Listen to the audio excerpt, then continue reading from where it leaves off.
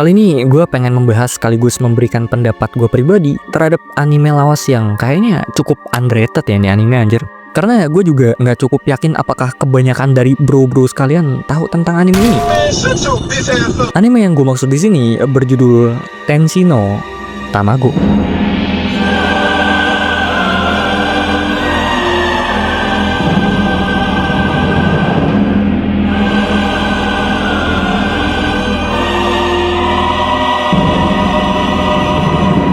Sebelum gue masuk lebih dalam, gue pengen ngasih tahu aja kalau video ini akan berisi interpretasi pribadi gue mengenai apa yang sedang gue bahas saat ini. Dan sebelum gue masuk lebih dalam ke pembahasannya, gue sarankan buat lu tonton terlebih dahulu animenya. Itu pun kalau lu tertarik sama anime ini tentunya. Karena bakalan ada spoiler gila-gilaan di pembahasan gue kali ini. Tapi kalau lu orang nggak masalah sama spoiler, enjoy!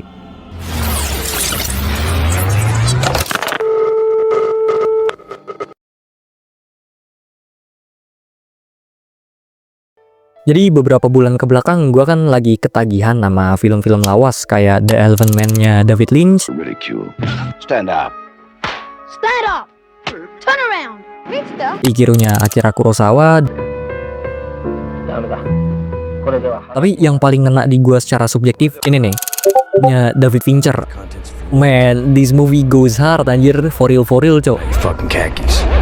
By the way, gue pribadi merekomendasikan film ini sih buat lu tonton.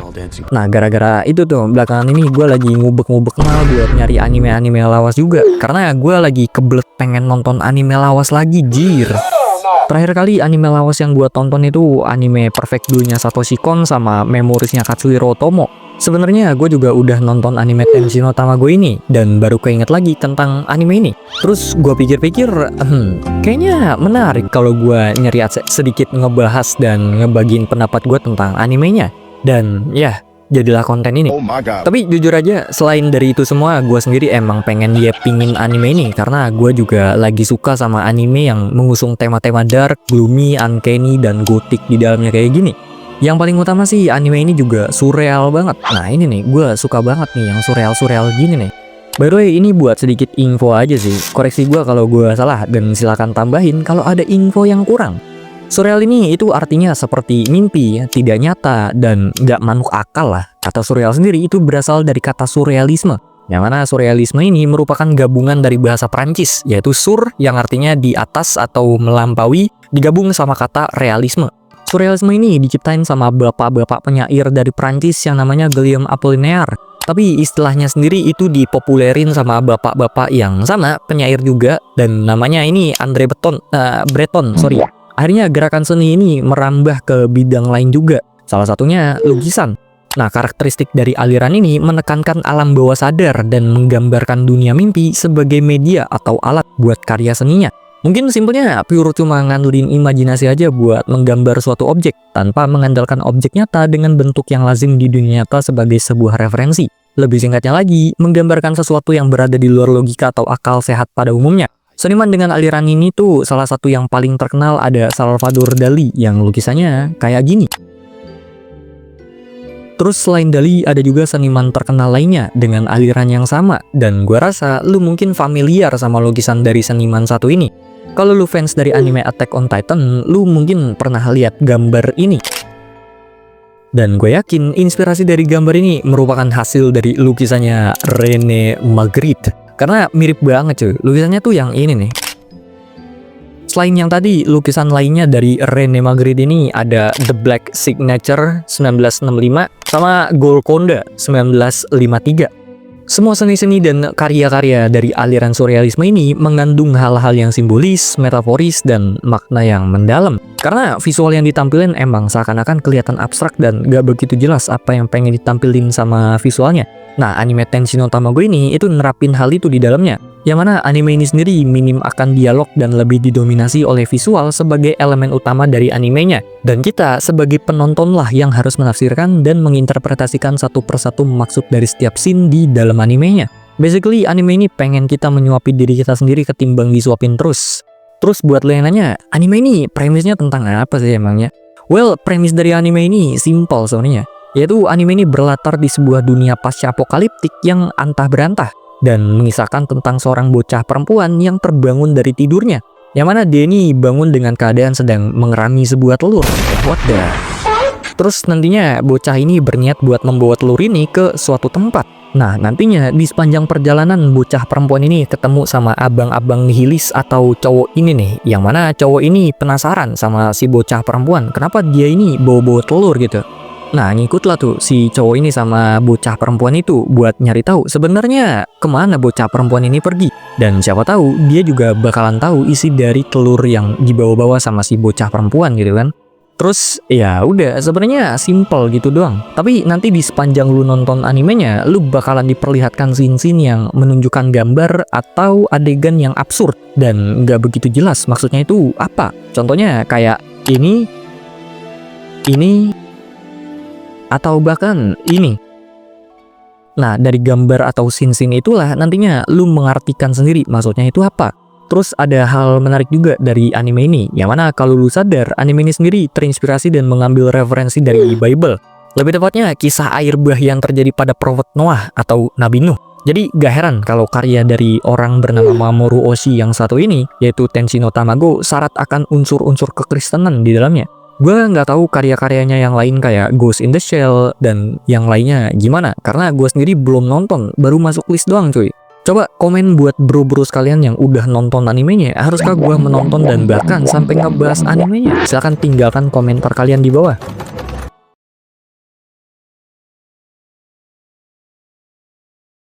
Menurut gue sendiri, anime ini merupakan anime yang cukup bagus. Kenapa begitu? Well, pertama-tama mari kita bahas dari segi animasi dan visualnya. Menurut gue animasi dari anime ini sendiri itu udah bagus dan ya lumayan lah. Ada beberapa scene yang ngebuat gue cukup terkesan sama detail animasinya. Scene-nya tuh yang ini nih. Menurut gue detail animasi dari scene ini tuh begitu emosional. Bagaimana dia menyentuh dinding dengan jarinya yang sedikit bergetar karena gesekan antara jari sama dindingnya, itu ngasih dimensi terhadap perasaan emosional yang dia rasain dengan pohon yang terukir di tembok itu. Kayak misal lu pernah lihat nggak sih adegan atau scene di mana seseorang itu membelai atau mengelus suatu objek atau dinding dengan penuh perasaan emosional. Contohnya bingkai foto atau dinding rumah yang menyimpan banyak kenangan. Atau bisa juga kayak barang kesayangan. Pokoknya sesuatu yang membangkitkan memori dan perasaan yang dirasakan dari masa lalu.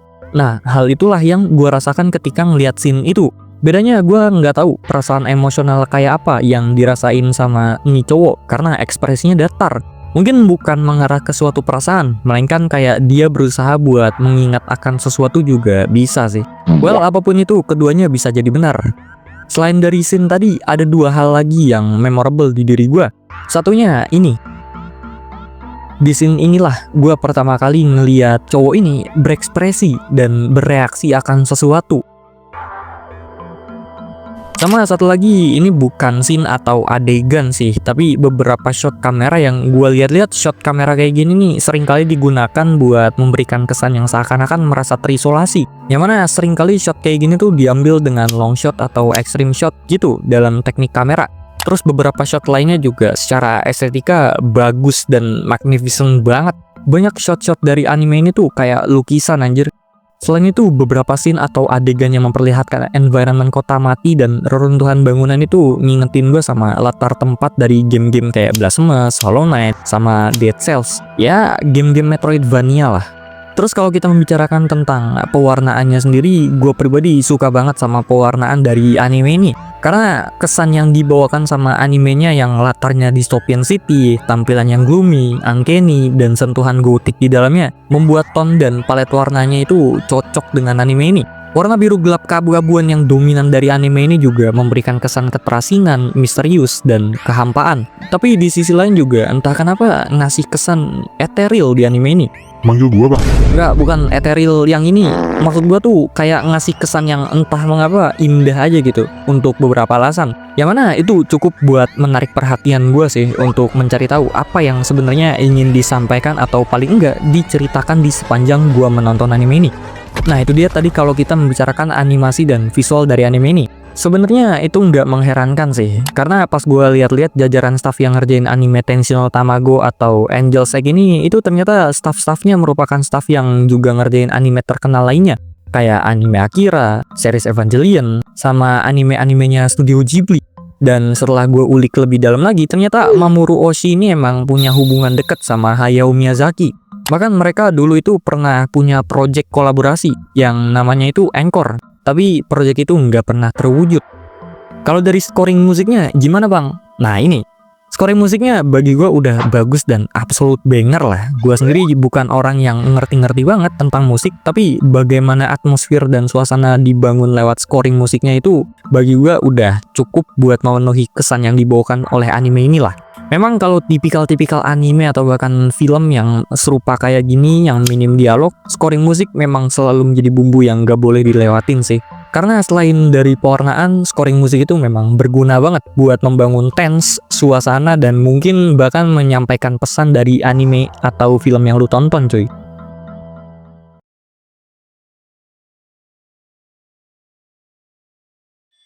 Nah, seperti yang gue bilang di awal-awal bahwa video ini akan berisi interpretasi gue. Di sini gue pengen mencoba buat membedah anime ini dari beberapa hal secara singkat dan dangkal aja. Bersiaplah. Tapi satu hal yang perlu untuk diingat adalah cerita dari anime ini bersifat simbolis, yang mana apa yang ditampilin di animenya nggak serta-merta untuk ditelan secara mentah-mentah. Jadi setiap orang yang menonton anime ini bebas mau mempersepsi dan menginterpretasikannya kayak gimana. Nah, sekarang mari kita telaah dan lihat apa sih yang berusaha disampaikan oleh anime ini. Tentunya ini hasil dari interpretasi, asumsi, dugaan, tafsiran, pencarian, riset, dan sepemahamannya gua. Oh ya, mulai dari sini kita bakalan panggil si cowok ini hopeless, sedangkan si bocah perempuan hopeful. Jangan tanya kenapa, karena lu bakal tahu sendiri nantinya. Nggak banyak yang bisa gue bahas mengenai cerita dari anime ini. Satu-satunya patokan yang kuat buat dimaknai adalah ketika si Hopeless berbicara tentang kisahnya Nuh, dan juga momen dimana adegan menampilkan sebuah fosil dari makhluk bersayap di dalam animenya. Tapi ya, mari kita coba bahas aja lah ya. Dari apa yang gue tangkap, anime ini gue rasa menyampaikan sesuatu tentang keyakinan, dimana kita, manusia, seringkali selalu merasa ragu dan bertanya-tanya tentang keyakinan. Mau itu keyakinan yang berbasis spiritual, ataupun keyakinan tentang kehidupan dan diri kita sendiri. Hal itu gue dapat dari si Hopeless, Hopeful, dan telur yang dibawa sama si Hopeful. Dimana si Hopeless ini menggambarkan seseorang yang telah kehilangan sesuatu di dalam dirinya. Dia nggak lagi dapat mengingat tentang dirinya. Dirinya mungkin dulu merupakan seorang abang-abang yang penuh dengan harapan, penuh dengan kepercayaan untuk memegang teguh keyakinannya. Tapi sekarang udah jadi abang-abang yang hopeless banget. Kosong lah pokoknya nih orang. Itulah kenapa gue kasih dia panggilan Hopeless. Terus di sepanjang animenya, Hopeless ini selalu mengikuti si Hopeful buat cari tahu atau paling enggak memastikan bahwa apakah ada sesuatu di dalam telur itu. Dan mungkin barangkali dia juga bisa memahami apa yang membuat Hopeful yakin akan adanya sesuatu di dalam telur yang dia bawa. Nah, sedangkan si Hopeful ini kebalikan dari si Hopeless. Hopeful ini bisa jadi penggambaran dari seseorang yang dengan percaya masih memegang teguh keyakinannya. Bahkan jika dunia di sekitarnya nggak lagi memegang apa yang dulu pernah mereka yakini.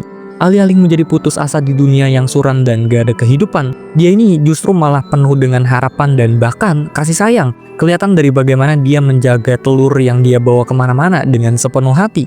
Walaupun bisa aja nggak ada apa-apa di dalam telurnya, tapi dia ini tetap teguh yakin bahwa suatu hari telur itu bakalan menetas. Yang mana si Hopeless aja bahkan kagak yakin ada sesuatu di dalam telur itu.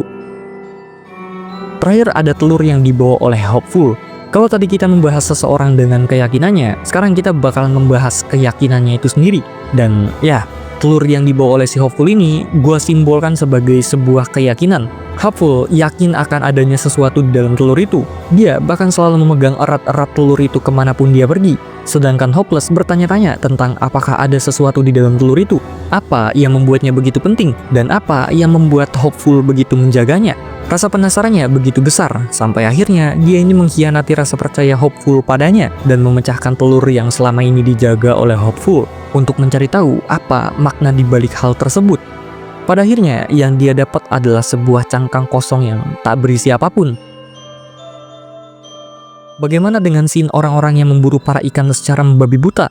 Bisa jadi itu merupakan penggambaran dari orang-orang yang mulai meninggalkan apa yang dulu pernah mereka yakini layaknya Hopeless. Lalu secara perlahan mereka jatuh pada kekosongan, kehampaan, dan keputusasaan. Maka dari itu, untuk menutup rasa kosong, hampa, dan putus asa itu, mereka mulai mencari sesuatu yang tidak ada habisnya dan menginginkan sesuatu yang tidak akan pernah bisa mereka dapatkan mau seberapa pun mereka menggapainya. Agar paling tidak mereka dapat mengalihkan rasa kosong, hampa, dan putus asa pada diri mereka sendiri. Dan ya, itulah dia interpretasi gue terhadap anime Tenshi no Tamago ini. Memang gak bisa dipungkiri bahwa ada banyak scene atau detail yang gue nggak terlalu memahami apa maksud dari scene tersebut. Salah dua contohnya yang ngebuat gue migrain parah itu tentang apa arti dari boneka melayang yang ada di awal dan akhir animenya. Sama ending dari animenya yang zoom out ke atas dan memperlihatkan kayak semacam pulau yang merupakan latar tempat dari si Hopeful dan Hopeless. Mungkin kalau lu orang yang punya kepintaran setingkat Nikola Tesla, lu bisa kasih interpretasi lu sendiri di kolom komenan di bawah. By the way, sorry banget kalau bro-bro sekalian pada bingung sama cara penyampaian interpretasi gue, karena jujur aja gue juga cukup kesulitan buat merangkai kata-katanya. Jadi admin harap tolong dimaklumi. Terakhir gue pribadi sih memberikan nilai buat anime ini 9 boleh lah, karena gue juga suka vibes yang dibawakan sama anime ini.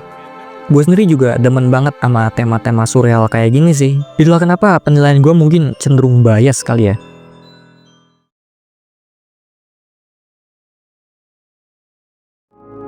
Jadi itulah dia pembahasan gue mengenai anime bergenre avant-garde ini. Menurut lo yang udah menonton anime ini, bagaimana tanggapan lo tentang anime ini?